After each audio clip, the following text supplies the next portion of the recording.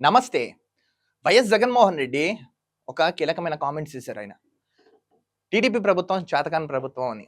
అసలు ఎందుకు ఆ మాట అనవలసి వచ్చింది? ఏంటో ఒకసారి మనం కూడా ఈ వీడియోలో చూద్దాం. ఇదిగోండి.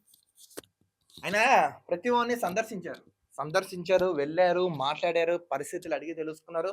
ప్రభుత్వం సరిగ్గా పనిచేయట్లేదు అంటున్నారు. సీఎం, డిప్యూటీ సీఎం కూడా ఫెయిల్ అయిపోయారని చెప్తున్నారు. ఓ పరంగా చూస్తే ఆయన కరెక్ట్‌గా మాట్లాడుతున్నాడు అనిపిస్తుంది. మీరు ఏదో 10 రోజులు హడావిడి చేసి వెళ్ళిపోయారు. కానీ కమింగ్ టు వర్క్ వచ్చేటప్పటికి ఏం ఉండట్లేదు. ఎందుకు మీరు పని చేయకుండా పని చేసామని బిల్డప్ ఇచ్చి ఇలాంటి వాళ్ళతో విమర్శలు ఎందుకు గుప్పిస్తారు? దీనికి సమాధానం చెప్పండి. ఇప్పుడు మీరు విజయవాడ ప్రాంతాల్లో తిరిగారే, ఇంకా చాలా ప్రాంతాల్లో ముంపుకు గురైన ఉన్నాయి. అక్కడ వైపు ఎందుకు వెళ్ళలేదు? కింద క్యాడర్‌ని ఎందుకు పంపలేదు? ఇప్పుడు ఈయన చూడండి, హెలికాప్టర్‌లో వచ్చాడు, అందరిని కలిసాడు, ధైర్యం సపోర్ట్ ఇచ్చాడు, ఓదార్చాడు. ఇదిగోండి.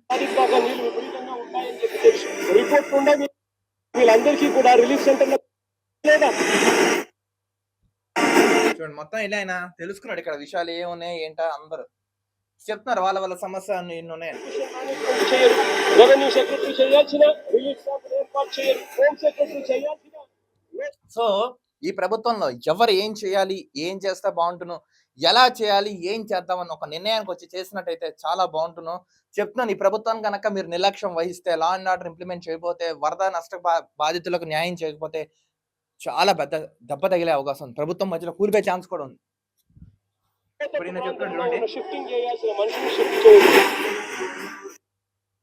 కొంతమందిని పట్టించుకున్నారు, కొంతమందిని పట్టించుకోలేదు. వాళ్ళు నిర్లక్ష్యంగా వదిలేశారు. చాలా ప్రాణ నష్టం జరిగింది, ఆస్తి నష్టం జరిగిందని ఆయన క్లియర్ కట్ గా చెబుతున్నారు జగన్మోహన్ రెడ్డి. చూడండి, ఇదిగోండి. వరద వస్తే కనీసం ఎలా హ్యాండిల్ చేయాలో కూడా కనీసం సో ఈ ప్రభుత్వం ఏం చేద్దంటే, డిప్యూటీ సీఎం దాక్కున్నారు, ఏపీ సీఎం ఏం చేయలేకపోతున్నాడు అన్ని చెప్తున్నాడు. ఈ కూటమి ప్రభుత్వం కూడా మేము కూడా చెప్పేది ఏంటంటే, ఫస్ట్ 5 థింగ్స్. ఫస్ట్ ఏంటంటే, స్టేట్లో లా అండ్ ఆర్డర్ కరెక్ట్గా ఇంప్లిమెంట్ చేయండి. హెల్త్, ఎడ్యుకేషన్ కార్పొరేట్ లెవెల్లో మాకు కావాలి.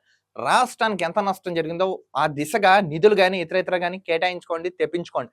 4 మొన్న 10 లక్షల హెక్టార్ల పైచేలి పంట అంతా నష్టపోయింది. పంటని రైతును కూడా ఆదుకోవాల్సిందిగా డిమాండ్ చేస్తున్నాం. 5 పెట్టుబడుల ద్వారా రాష్ట్రానికి ఉపాధి వచ్చి అప్పుల ఆంధ్రప్రదేశ్ ఉన్న రాష్ట్రాన్ని నవ్య సువర్ణ ఆంధ్రప్రదేశ్ గా తీర్చిదిద్దవలసిందిగా మేము కూడా తెలుపుతున్నాం. ఎందుకంటే మీరు ఈ విమర్శలు పోతే పనిచేయడం ఆపేసాను జనాలు విస్తుపోయి ఉంటారు. సో ప్రభుత్వం వెంటనే మీరు ఇచ్చిన డిమాండ్స్ నెరవేర్చండి. 100% ప్రజల నమ్మకాన్ని మాత్రం నిలబెట్టండి. వాళ్ళ నమ్మకాలు మాత్రం బొమ్ము చేయకండి. లేకపోతే ఇది మీకు చెరిపోని మచ్చలాగా చివరైతే మిగిలిపోతున్నాం. సో ఇది గుర్తు పెట్టుకుని పనిచేయవలసిందిగా డిమాండ్ చేయడం అయితే జరుగుతుంది.